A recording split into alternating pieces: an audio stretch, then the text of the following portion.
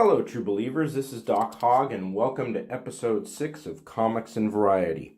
This is going to kick off a full week of Shazam commentary, and I'm going to start today talking about the Shazam trailer and why I think it is really indicative of what's going to be a very good movie. And then we'll get to Hogg's headlines. But first I want to talk about a new indie comic called The Elemental Balance. It is written by Zane Shinwari. I hope I pronounced that last name correctly, and illustrated by Luke Horsman. And it is kind of a tribute to a long since canceled comic called The Elementals. And the premise here is that there are 4 individuals who have control over what was once considered the 4 primary elements: water, fire, earth, and air. Zane, who runs in Zane Comics, reached out to me via Facebook Messenger, asked me to take a look at a preview of the comics, and I will provide a link to that preview in the description below so you can check it out yourself. And I really liked the preview. I thought there was this comic has a lot of things going for it. One thing I liked is in this scene here, one of the main characters, Chloe, who is able to manipulate water, is having a conversation with a scientist in a museum, asking him questions, trying to understand the science behind how she gained this power. And to be fair, that I found a little hard to follow, but a couple pages later, much to Zane's credit, it pivots to an action scene, and in that action scene, you suddenly, the science makes sense. So to Zane's credit, that was a very good pivot. And one other thing I like is this scene here. Chloe is clearly very tortured about how she came to get her powers, and Zane shows this by basically having her break up with her boyfriend, a boyfriend who loves her. She loves him, but she breaks up with him so she can focus on how she came about getting these powers. And it's just it's a very good scene for showing how really tortured she is by all of this. You can buy all 4 issues on Indiegogo right now. I purchased them the other day, and they should arrive by May, and I will I'm looking forward to it, and I will provide you with a review when I get them. And if you wish to purchase them yourself, I will provide that link in the description below.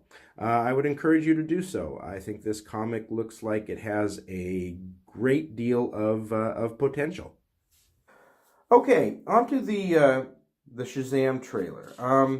In my opinion, this trailer has the 2 key ingredients that a superhero movie trailer should have. Now, what are those ingredients? Well, I talked about those when I examined the Captain Marvel trailers and why I thought those trailers suggested that the movie Captain Marvel wasn't going to be that good. So let's review. One key ingredient is that the trailer shows some personal struggle that the superhero needs to go through. Now, I will post a link to the video I did on the Captain Marvel trailer, but for the moment, let's take a look at the Shazam trailer. What are your superpowers? Superpowers, dude? I don't even know how to pee in this thing. Damn, I still rock Mercedes. If I quit this season, I still be the greatest. You okay? Why are you talking? Now, I particularly like this because Captain Marvel was billed as this movie of self-discovery, but really Shazam is a movie about self-discovery, and in that clearly the personal struggle is about self-discovery, about how he is able to properly use his powers, and that's going to be a struggle. And I wanted to just add one extra clip here that I thought really encapsulated the struggle that Shazam is going to have with his powers. Your phone's charged. Your phone's charged. The hell? That's just a great little clip. He thinks he's doing good. He thinks he's helping everyone, charging their phones, and oops, he overdoes it and blows one guy's phone up. So Clearly he doesn't yet, at least in this part of the movie, he doesn't yet know how powerful he is. There's going to be some very serious fine-tuning going on, and I just, I really thought that was just a nice little touch in the trailer. Now, the second ingredient that I think needs to be in a superhero trailer is the ominous, threatening villain. And here is that villain in the Shazam trailers. One. Oh, you're like a bad guy, right? And he is played by Mark Strong, which is really great because I think Mark Strong is an excellent actor.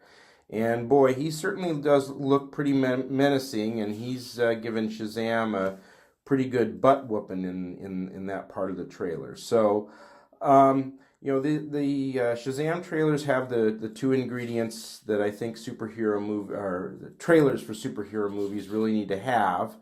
And so far, the movie seems to be getting very good reviews from those who have seen it early, and I'm really encouraged by this, especially after the utter just travesty that was the Captain Marvel movie. I plan to see this opening weekend, and I plan to have a review up by next Monday. So do come back for that.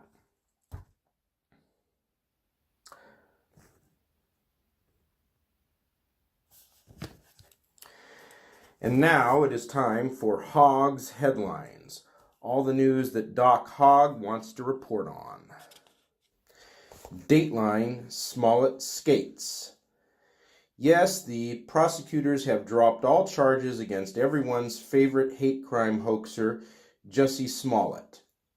I think there are really two things to say about this. One is that the dropping of these charges against Smollett, they contribute to what I think has been this sort of rising sense or feeling in this country that's been happening for quite a few years now, that there's one set of rules for the common people, the plebes, and there's a whole nother set of rules for folks that are connected. And boy, you just read up on it, and Jussie Smollett is definitely connected to the powerful, and a couple of them seem to have intervened, and he's getting off with a slap on the wrist. If you or I had done this and we had tied up hundreds, maybe thousands of police hours, do you think we'd be getting off with a $10,000 fine and that's it? I seriously doubt it. You and I would be facing very lengthy probation, and probably some jail time. And frankly, and the second thing I want to say is, I think Smollett really should face some jail time, at least a month in jail. And the reason for this is we are kind of facing an epidemic of hate crime hoaxes in this nation. And unless someone, they really throw the book at a high-profile case like Smollett, this epidemic is going to continue. That is, every time someone fakes some homophobic slur on the icing on a cake, or someone fakes something on a restaurant receipt. I'm not giving you a tip because of your gay lifestyle, which has happened I don't know how many times now. When those things happen, number one, someone's job is potentially threatened, because you can bet that the employers are going to investigate exactly how this happened, and someone could get fired if they believe the hoaxer. And even if the hoax is revealed, it can also hurt the business in question. Until it's revealed as a hoax, people are gonna, a lot of people are gonna think, this place is racist or homophobic. Let's not shop there. Let's not eat there. And that could really damage their business. And even if it is eventually revealed as a hoax, well, how heavily will the hoax be reported on? You've got to hope that all the people that are now turned off to your business establishment will see the report that indeed it was a hoax. And what if that report is buried on page 7? So I think Smollett should have faced a fine of at least $100,000, very lengthy probation, and at least a month in jail. I mean, he really needed to be hit hard with this, and that would probably be the first step in stemming this tide of hate crime hoaxes. But at the end of the day, again, the connected get away with it. And it's unfortunate, but that seems to be the way it is right now. And on that happy note, I'm going to wrap up this episode of Comics and Variety. If you wish to contact me, my email is dhog70@gmail.com, and my Twitter handle is @doc_hog. As always, like the video, subscribe, and I will be back tomorrow. Until then, have a good day.